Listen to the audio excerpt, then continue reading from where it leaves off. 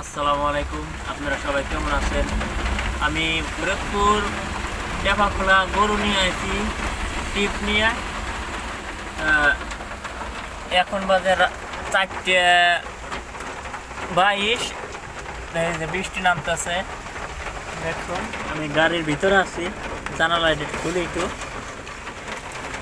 ওই যে দেখুন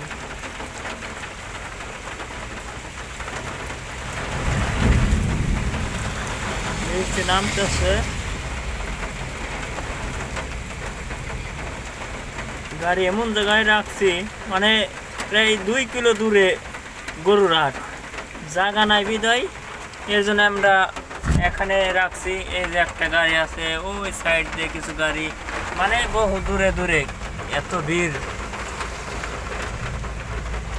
তো আপনারা ভালো থাকেন, আল্লাহ হাফেজ, খোদা হাফেজ।